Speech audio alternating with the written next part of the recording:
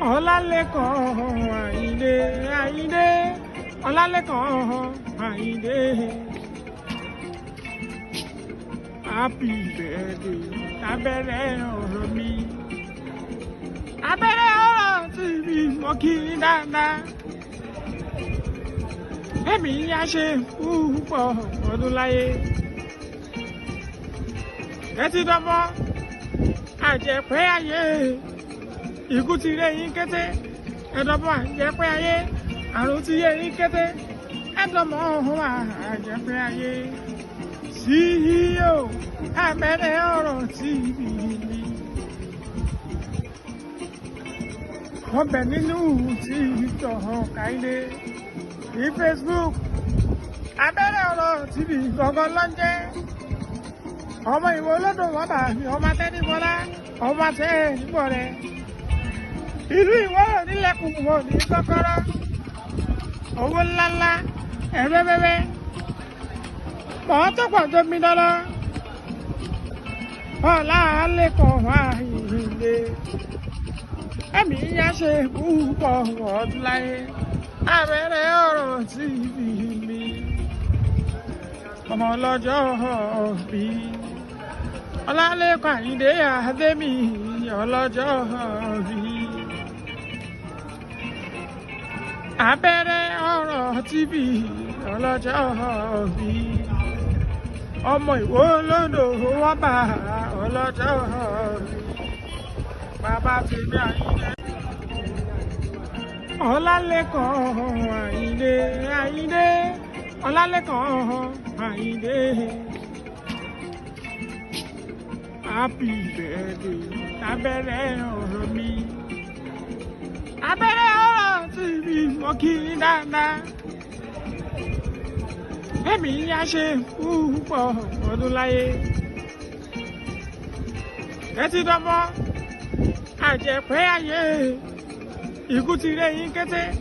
Ẹ̀dọ́bọ̀ àjẹpẹ́ ayé. Àrùn ti yé yín kété. Ẹ̀dọ́mọ̀ ọ̀hún àjẹpẹ́ ayé. CEO abẹ́rẹ́ ọ̀rọ̀ TV ni. Ọbẹ̀ nínú TikTok Káyìndé ní Facebook. Abẹ́rẹ́ ọ̀rọ̀ TV gbọ̀ngàn lọ́jẹ́. Ọmọ ìwọ olódò wọn bà mí ọmọ tẹ́ni bọ́lá ọmọ tẹ́ ẹ̀ níbọ̀ rẹ̀. Ìlú Ìwọ́rọ̀ nílẹ̀kùn wọn ní kọ́kọ́rọ́. Owó ńláńlá ẹ̀rẹ́bẹ́bẹ́. Mọ̀ tó pọ̀ tó mi dọ́lọ́. Ọlálékan Àyìndé. Ẹ̀mí yá ṣe púpọ̀ ọdún láyé. Abẹ́rẹ́ ọ̀rọ̀ TV mi.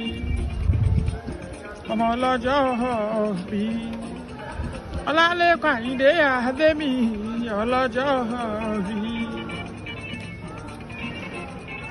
Abẹ́rẹ́ ọ̀rọ̀ TV ọlọ́jọ́ bí. Ọmọ Ìwó lódò wọ́n bá ọlọ́jọ́ bí. Bàbá tèmi Àyìndé. Àṣeyẹ lálákọ̀ máa ń ṣe fún Àyìndé.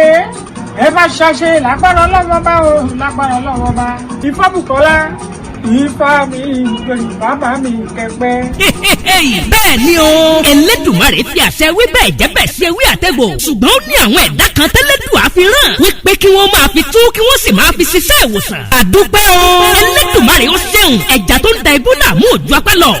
Babaláwo Ifábùkọ́lá Ifá Glory àtàndá olórí àbọ̀là ní Èdùmarè ń lò lọ́wọ́lọ́wọ́ láti kojú gbogbo àìsàn àti ìdí ayé gbogbo tó ń da ọmọ ènìyàn láàmú. Àbá ẹ bá mi ká lọ o sọ́dọ̀ àtàndá olórí àbọ̀là bẹ́sọ̀rọ̀ débẹ̀ dandan yóò dẹ̀rọ̀ o. Gbogbo ayé ló lọ síbẹ̀ o. Irú ìṣòro àìsàn wo ni tiẹ̀? Àìní iṣẹ́ gidi lọ́wọ́, ìpọ́njú, ìkórira, promise and fail, ìjákulẹ̀ lẹ́nu iṣẹ́, kí èèyàn ṣiṣẹ́ kó má lákọjọ. Ogun ni àìrọ́mọbí, àìrọ́kọ tàbí aya rere fẹ́, oyún ìjó tàbí oúnjẹ ojú oorun. Báwo ra rẹ̀ ràn? Kéde ojú kọjá nkárì wọ̀. Ìdènà ni ẹnìkan kò lágbára o àyàfi ọba Èdùmàrè tó ní káwọn ẹ̀dá kan máa fi ewé àtẹ̀gò ṣèwòsàn tó sì rí bẹ́ẹ̀ ṣe bẹ́ẹ̀. Ọ̀gọ̀ọ̀rọ̀ àwọn èèyàn ni wọ́n ti dá láyọ̀. Babaláwo Ifábùkọ́lá Ifá Glory àtàndá olórí àbọ̀là ẹ̀ ṣé o. Ẹlẹ́dùmarè tó ń tú àṣírí gbogbo ogun fún yín ò ní padà. Ẹ̀yin náà kàn sí wọn. Gbogbo ẹni tí ayé rò pé kò lè rí ọ̀nà àṣeyọrí mọ́. Bóyá ẹ̀yin sì fẹ́ borí tàbí ẹ fẹ́ bá Ifá ní gbólóhùn lóhùn ẹ tún lè ta ipá lọ́dọ̀ wọn ẹ kàn sí wọn nílùú Ọ̀yọ́ Aláàfin bus stop tẹ́ bá ti dé kí ẹ sọ fún ọlọ́kadà wípé ọ̀dọ̀ bàbá Ifá Bùkọ́lá Ifá Glory Àtàndá olórí àbọ̀làlẹ̀ ń lọ wọ́n wà ní ìlú péjú 1 sábò Ọ̀yọ́ Aláàfin telephone 0803-834-8630 tàbí 0705-288-8104 ọ̀kàràkà yìí ná Ifá gbáyé lọ ìrí òkè gbogbo wa. nínú òní di o yọ yẹ wa o kò ní yẹ ẹ lẹ fún wa ó ti rí bẹ́ẹ̀ ó ti ṣe bẹ́ẹ̀.